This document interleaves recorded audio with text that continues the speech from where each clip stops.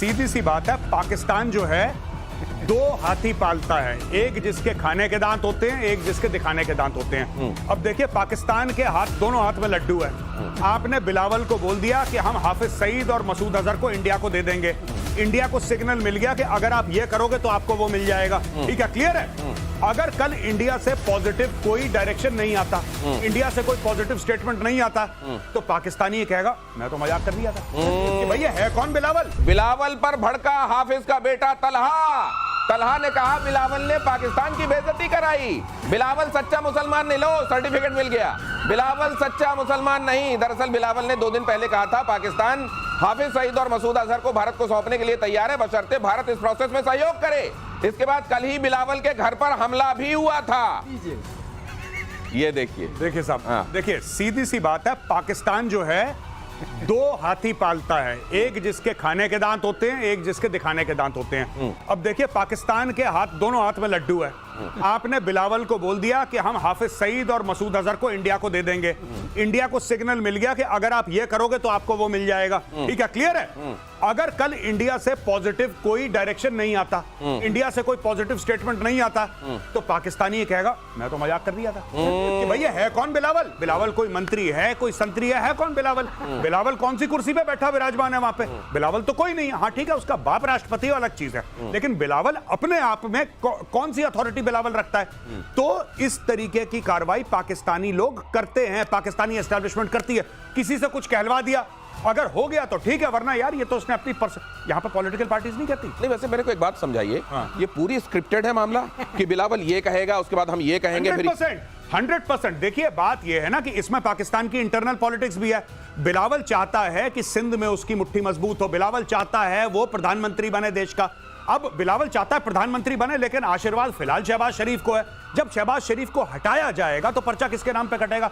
इमरान खान के तो नाम पे कटेगा नहीं। और कौन सी पॉलिटिकल पार्टीज हैं, कौन से लोग हैं पाकिस्तान में जो कि वायबल ऑल्टरनेटिव है? इमरान खान जेल में है, शहबाज शरीफ को निकालेंगे तो शहबाज शरीफ तो बनेगा नहीं। तीसरा उसकी जगह कौन बनेगा, ये अपनी पर्ची फिट कर रहा है बिलावल। लेकिन पर्ची फिट करने के मामले में मजाक में कहीं खेल तो नहीं हो जाएगा बिलावल के साथ? वही कह रहा हूँ, बड़बोला होना कभी कोई काम नहीं आता।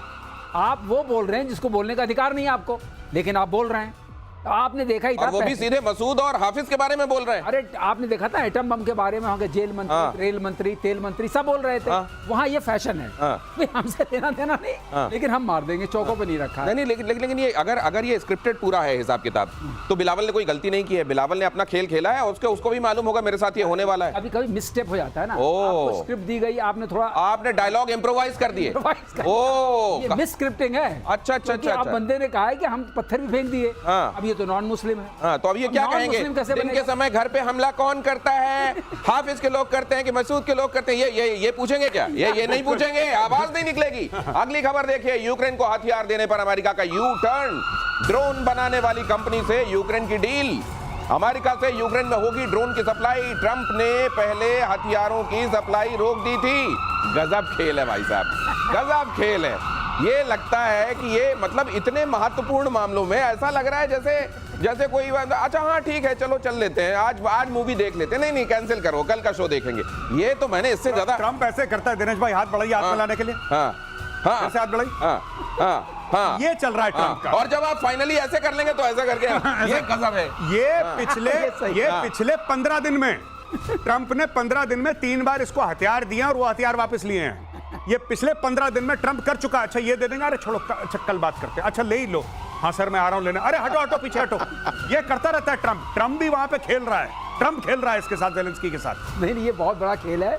ट्रंप ने बात की, इनके हाथ में तो वो भी कोई फूल नहीं दिखाई देता जिसकी पंखुड़ी लव यू नॉट वाला, ये वो भी नहीं दिखाई देता। ऐसा है, इसने पुतिन से बात की, इसने कहा पुतिन डजंट नो एनीथिंग। अब पुतिन से नाराज चल रहा है, उसने कहा लो तुम वो ड्रोन लो। अब पुतिन से फिर बात कर ली, खुश हो गया, बोला ड्रोन वापस। अभी ड्रोन बेचारा निकला नहीं से, आना जाना लगा हुआ है। यही चलता है। मुझे लगता है कि अपने बच्चों की अब सबकी शादियां वादियां पता नहीं, अब पढ़ना पड़ेगा कि इन्होंने निपटा लिया कि नहीं, वरना जहां ये संबंध करके आते अगले दिन कहते हैं हाँ नहीं यार हमने मन बदल दिया, फिर नहीं हम ये जारी है कार्ड छपवाओ, कार्ड ये वहां कार्ड बैंड 12 हो जाता, ये पहुंचते नहीं वहां बारात लेके। ये क्या करते कि वेडिंग कार्ड में लिखते हैं अमित की जगह सुमित लिखो, कहानी खत्म। आगे बढ़ाओ हाँ, छोटे वाले से कराओ, छोटे वाले से कराओ। नहीं साहब, चेहरा तो उसका दिखाया था। नहीं कोई बात नहीं, अच्छा चलो ठीक है, सबसे बड़े वाले से करा देते हैं। ये हाल है इनका। ब्रिक्स देशों को ट्रंप ने दी धमकी। ट्रंप ने क्या कहा जरा देखिए, अमेरिका विरोधी देशों पर एक्स्ट्रा टैरिफ लगाएंगे। लीजिए, ब्रिक्स समिट में ईरान पर अमेरिका और इजरायली हमले की निंदा की गई, जिसके बाद डोनाल्ड ट्रंप भड़क गए।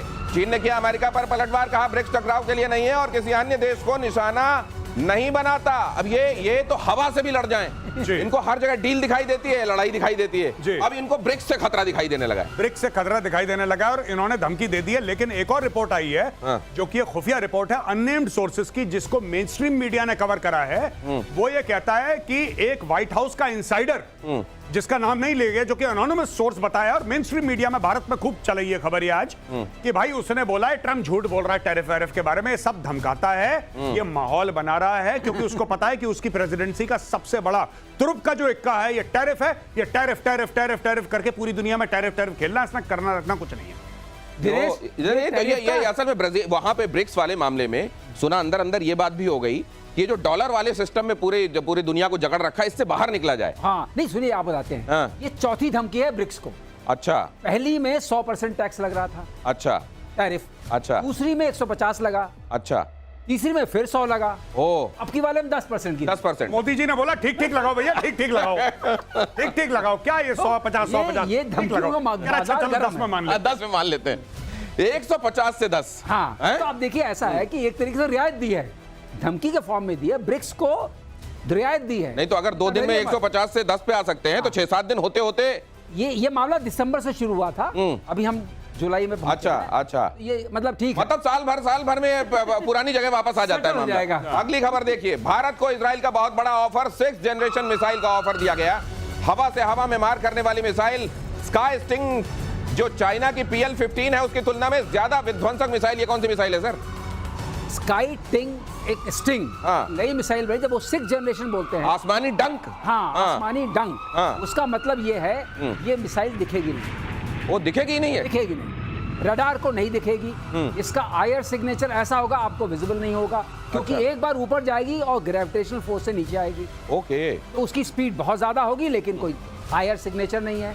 आयर सिग्नेचर नहीं है, उसका सिग्नेचर मिल नहीं रहा है। और पतली होगी, और ये काफी पतली दिखाई दे, बहुत स्लिक, और लंबी होगी। पर्याप्त विस्फोटक होगा सर ये, जितनी लंबी होगी। तार पतले, बिजली से पतले हमारे पिया टाइप की दिख रही है, इसमें होगा कुछ? नहीं, वो नीचे जब आएगी तो ये क्रॉस सेक्शन दिखेगा आपको नीचे वाला। अच्छा। लेकिन लंबी होगी। ओके। लंबी होगी, तो माल उसमें भरा होगा। अच्छा, तो लेकिन वो जिसको आपने टारगेट बनाया है, वो ग्रेविटेशनल पुल के उस जगह पे वो तब पहुंचा हुआ होगा? फिर आई नीचे, उसके बाद there is no solid fuel, वो चली आ रही है। अच्छा। लेकिन उसके बाद एक प्लाज्मा की शीट बन जाती है। अच्छा। हर मिसाइल में बन जाती है, स्पीड बहुत हाई होती है। राइट। उस शीट में थोड़ा बहुत आप देख सकते हैं, लेकिन अगर मैन्योवर करेगी तो पकड़ में नहीं आएगी। वो जैसे हम कई बार अपने इनको नॉर्मल हवाई जहाजों को देखते हैं, जहां से जाते हैं पीछे पूंछ सी दिखाई देती है बादल की।